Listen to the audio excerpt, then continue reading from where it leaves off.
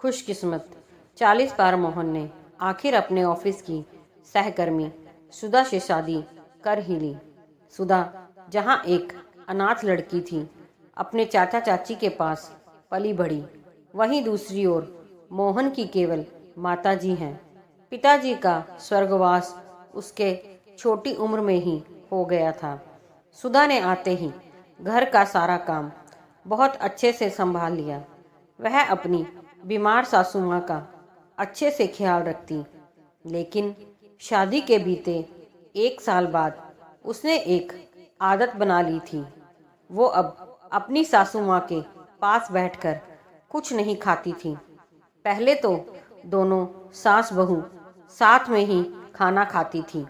सुधा की सास सुषमा जी पहले रसोई के काम में हाथ भी बंटवाती थी, इसलिए उनको सब पता होता था कि रसोई में किस डब्बे में क्या रखा है।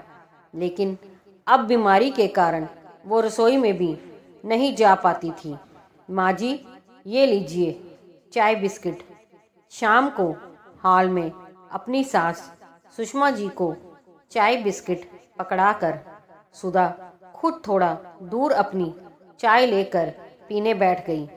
वो एक लाल रंग के डब्बे में से निकाल कर खुद भी कुछ खा रही थी। सुधा को कुछ खाता देख उसकी सास सोच रही थी, पता नहीं ये सुधा बहू मुझे बिस्किट देकर खुद क्या खा रही है। मैं तो उठकर देख नहीं सकती। ओह, शायद इसी बात का फायदा उठाती है। सुषमा जी के सास के दिमाग की घंटी टन टन बजने लगी। जरूर कुछ अच्छा ही खा रही होगी, तभी तो मुझसे दूर बैठती है। मुई बुढ़ापे में ये आंखें भी तो कमजोर हो गई हैं, साफ साफ कुछ दिखता भी नहीं। रात को भी चैन नहीं मिल रहा था। कभी तो सोचती छोड़ो ना, कुछ भी हो, मुझे तो समय पर सब कुछ मिल ही जाता है।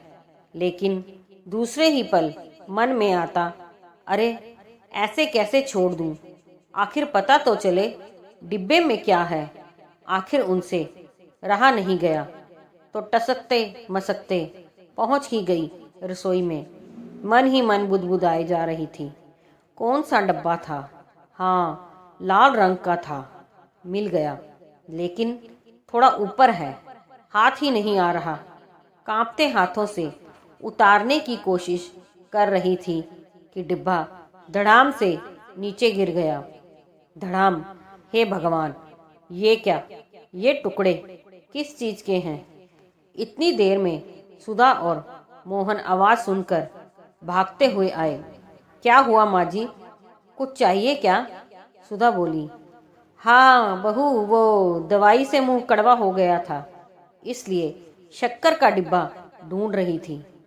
सकपकाते हुए सुषमा जी ने कहा, माँ जी, मुझे बोल दिया होता, एक आवाज दी होती। खैर, कल से मैं आपके कमरे में मिश्री रख दिया करूंगी। बल्ब की रोशनी में ध्यान से उन बिखरे हुए टुकड़ों को देखा तो पाया कि मीठे नमकीन बिस्किट के बचे हुए टुकड़े हैं। सुधा फटाफट उन बिखरे टुकड़ों को साफ करने में जुट गई। बिखरे हुए वो बिस्किट के टुकड़े मानो कांच की तरह सुषमा जी के मन को भेद रहे थे।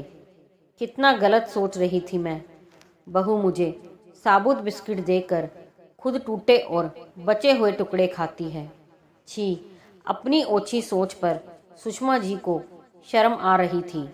दूसरे दिन शाम को जब सुधा ने सुषमा जी को चाय बिस्किट दिए तो रोकर सुषमा जी ने कहा, बहू, मेरे दांतों से बिस्किट जल्दी से टूटते नहीं, तो तुम मुझे वो टुकड़े दे दिया करो। अरे नहीं माँ जी, वो तो जब भी कोई नया पैकेट खोलती हूँ कुछ टुकड़े निकल ही जाते हैं, बस उन्हें अलग डिब्बे में रख देती हूँ। आपके पास तो कोई ना कोई आता रहता है, कोई देखेगा तो अच्छा नहीं लगता। हमारे घर परिवार के सम्मान के बारे में कोई गलत सोचे, ये अच्छा नहीं है। मैं तो अंदर की तरफ बैठकर खा लेती हूँ।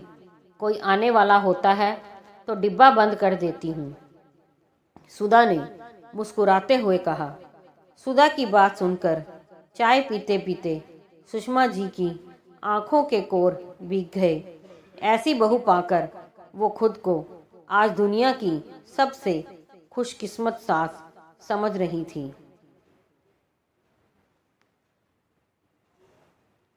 दोस्तों, अगर कहानी पसंद आई हो तो लाइक, सब्सक्राइब, शेयर ज़रूर कीजिए।